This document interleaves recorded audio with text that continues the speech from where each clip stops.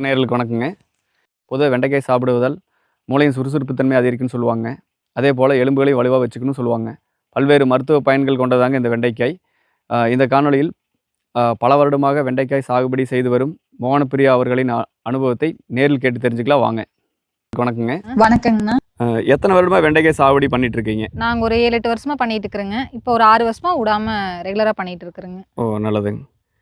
எவ்வளோ ஏரியாவில் பண்ணிட்டு இருக்கீங்க? ஆனால் நாங்கள் மேக்ஸிமம் ஒரு 1/2 ஏக்கராக்குள்ளிங்க ஒரு 40 சென்ட், ஒரு 20 சென்ட்லேருந்து 40 சென்ட் வரைக்கும் பண்ணிட்டு இருக்கிறேங்க. ஓ, சரிங்க சரிங்க.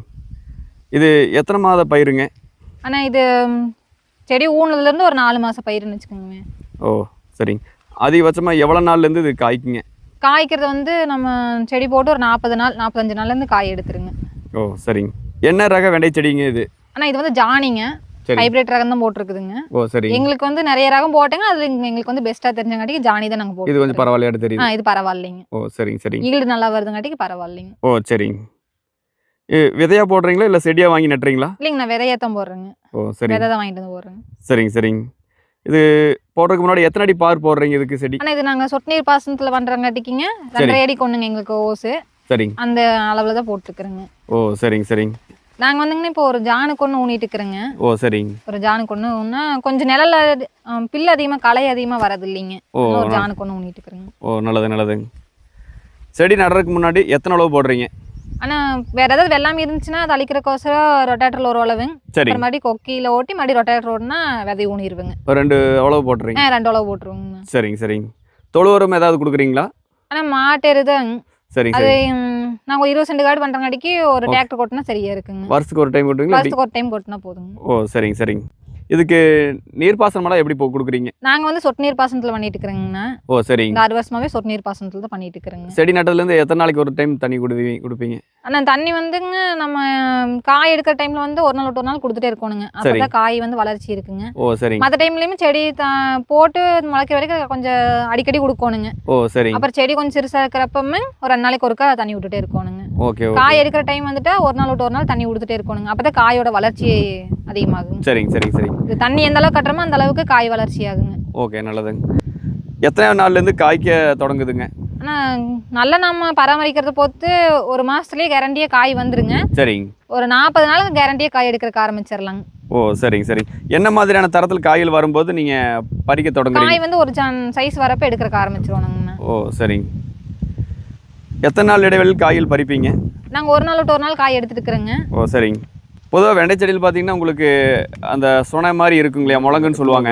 அது இருக்கனால எப்படி பறிக்கிறீங்க? நாங்கள் ஃபுல் ஹேண்ட் ஷார்ட் போட்டுப்போங்கண்ணா. சரி. கைக்கு வந்து க்ளவுஸ் போட்டுட்டு காய் பறிக்கிறேங்க. இல்லைன்னா காய் கையிலலாம் புண்ணாகுங்க. முழங்கு ஜாஸ்தி ஏக்கிறங்காட்டிக்கிங்க. நான் க்ளவுஸ் யூஸ் பண்ணுறேங்க. ஓ, சரிங்க சரிங்க. எத்தனை நாளைக்கு ஒருக்க களை எடுக்கிறீங்க? ஆனால் களை வந்துங்க 10 நாளில் ஒரு களை எடுத்துருவீங்க. சரி. 20 நாளில் அந்த கேப்லேயே மறுபடியும் ஒரு டைம் எடுக்கிறாப்புல இருக்குங்க. சரி. காய் எடுக்கிற ஸ்டேஜில் களை இருந்துச்சுன்னா எடுக்கலாங்க. ஓ, சரிங்க. செடி கொஞ்சம் வயசாகிறப்பல இந்த இலையெல்லாம் உளுந்துருச்சுங்கன்னா சூரிய ஒளி அதிகமாக உங்களுக்கு அந்த அளவுக்கு களை இருக்காதுங்க. அப்புறம் அந்த இலையெல்லாம் உழுகிற டைம்ல வந்துங்கன்னா கொஞ்சம் களை அதிகமாக வரக்க ஆரம்பிக்குங்க. ஓ, சரி. அதனால எப்படி இருந்தாலும் ஒரு 4 டைம் எடுக்கிறாப்படி இருக்குங்க. ஓ, சரிங்க சரிங்க. பொதுவாக இதுக்கு என்ன மாதிரியான நோய் தாக்கம் வருங்க? அது எப்படி நிவர்த்தி செய்கிறீங்க? ஆனால் இதில் வந்து காய் வந்து கொஞ்சம் கோணையாகுங்க. அப்புறம் இந்த காய் கோணையாகும் வெள்ளை வருங்க. காயில வெள்ளை வருங்க. அப்புறம் அசுவினி வருங்கண்ணா. இப்போ காய் புழு இருக்குங்க. நாங்க இந்த காயோட வளர்ச்சிக்கோசரம் அமிர்த கரிசல் இது மாதிரி ஒரு இயற்கை விவசாயம் இந்த மாதிரி பண்ணிக்கிறேங்க. மற்ற வந்து பூச்சி விரட்டி நல்லது இது பண்ணிக்கிறேங்க. சரிங்க சரிங்க. இதை பராமரிக்க உங்களுக்கு எத்தனை ஆட்கள் தேவைப்படுங்க?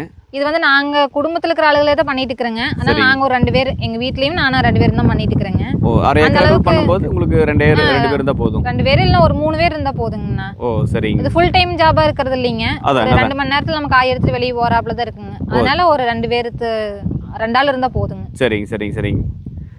செடிக்கு எவ்வளவு காய் வருங்க? ஆனால் 100லேருந்து 120 காய் 150 காய் வரைக்கும் எடுக்கலாங்கண்ணா. அல்லவாது எந்த அளவுக்கு பிரியுதுங்களோ அதை பொறுத்து நம்மளுக்கு காயோட வரத்து அதிகமாகுங்க. சரி. ஹைட் போக போக காயும் ஓரளவுக்கு இருக்குங்க. ஓரளவுக்கு கிடைக்குங்க. ஓ, சரி. இடைவெளியில் போடும்போது உங்களுக்கு நல்ல ஈல்டு கிடைக்குதுங்க, விளைச்சல் கிடைக்குது. ஆனால் எங்களுக்கு வந்துங்க ஃபர்ஸ்ட் கேப் அதிகமாக விட்டு போட்டுருந்தேங்க. அந்த டைம் ஈல்டு கொஞ்சம் கம்மியாக இருந்ததுங்க. களை செடிகளோட வரத்து அதிகமாக இருந்ததுங்க. எவ்வளோ கேப்?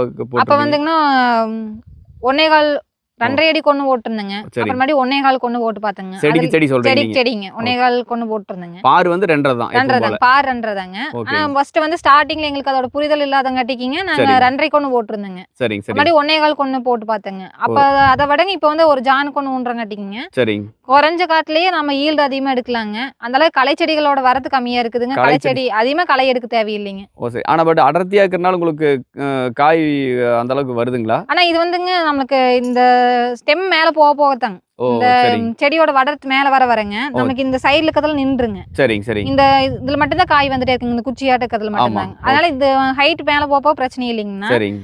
செடியோட அகலமாக்குறத பத்தி பிரச்சனை இல்லைங்க. இதுதான் ஹைட் தான் வரும். ஹைட் வரதுதாங்க. அதை பொறுத்து உங்களுக்கு ஈல்டு கிடைக்கும். அதை பொறுத்து தான் காய் வருங்க. நல்லதுங்க. தோராயமா துவக்கம் முதல் கடைசி வரை இதுக்கு எவ்வளவு செலவாகுதுங்க? ஆனா ஒரு 10ல இருந்து ஒரு 5க்குள்ள ஆகுங்கண்ணா. 10,000ல இருந்து ஒரு 5,000க்குள்ள ஆகுங்க. அதாவது உங்களுக்கு ஒரு 20 சென்ட்டுக்கு சொல்றீங்க. 20 சென்ட்டுக்கு அது நாங்களே செய்யறங்காட்டி அதோட கொஞ்சம் கம்மியாவே ஆகலாம் என்னமாங்க. நாங்க ஆள் கூலி எல்லாம் கணக்கு போறது இல்லைங்க. நாங்களே வீட்டுல இருக்கிற ஆளுகளே பண்ணிக்கிறோங்க. அதனால அதிகமா செலவு போக உங்களுடைய சொந்த உழைப்பு இருக்குங்க. ஆமாங்க கண்டிப்பாங்க. நல்லது.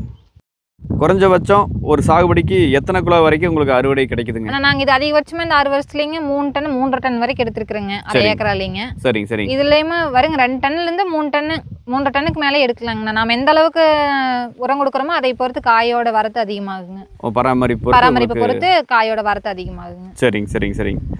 இது எப்படி சந்தைப்படுத்துறீங்க? நாங்க வந்து கடைக்கு தான் போட்டுக்கிறோங்கண்ணா. சரி. மற்ற விவசாய வேலைகள் இருக்கிறங்காட்டிக்கு எங்களுக்கு டைம் இருக்கிறப்ப தான் பொறிச்சு கொண்டு போய் கொடுத்துட்டு இருக்கிறேங்க. ஓ சரி. அதனால நாங்க ரெகுலரா ஒரு கடைக்கு கொடுத்துட்டு இருக்கிறேங்க. ஓ சரிங்க சரிங்க சரிங்க.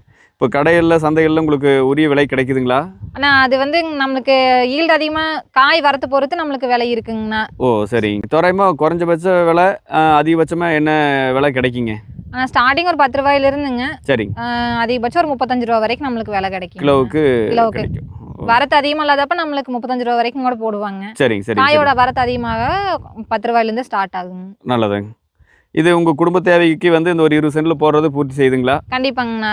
குடும்ப தேவைங்க மற்ற விவசாய இதுக்கு வந்து எங்களுக்கு அது கொஞ்சம் பெனிஃபிட்டாக இருக்குதுங்க. சரி. அதுக்கு கொஞ்சம் அந்த அமௌண்ட்டை நாங்கள் யூஸ் பண்ணிக்கிறோங்க. நல்லது நல்லதுங்க. இதுவரை வெண்டைக்காய் சாகுபடி பற்றி விதைப்பு முதல் அறுவடை வரை தெளிவாக எடுத்து கூறிய மோகனப்பிரியா அவர்களுக்கு மிகுந்த நன்றி தெரிவித்துக் கொள்கிறேங்க. அவரது வேளாண்மை மேன்மேலும் சிறக்க தோட்டம் வலையொலி சார்பாக வாழ்த்துக்களை தெரிவித்துக் கொள்கிறேங்க. மீண்டும் அடுத்த காணொளியில் சந்திப்போம். நன்றி, வணக்கம். நாம கலப்பு பிடிச்சி உழுது உணவு தானியத்தை உற்பத்தி பண்றவங்க. நம்மளை நம்பிதான் பட்டணம் இருக்கு. பட்டணத்துல சனங்க இருக்கிறாங்க. நாம அனுப்புற உணவு தானியம் பட்டணத்துக்கு போகணுமே தவிர நாம இங்க போக கூடாது. அப்படியே நாமளும் பட்டணத்துல போய் குடியேறணும்னு வச்சுக்க சனப்பெருக்கம் ஜாஸ்தி ஆகி போய் சோத்துக்கே கஷ்டம் வந்துடும். கிராமத்துல இருக்கிற சனங்கள்லாம் பட்டணத்துக்கு போய் குடியேறணும்னு நினைக்கிறதே தப்பு.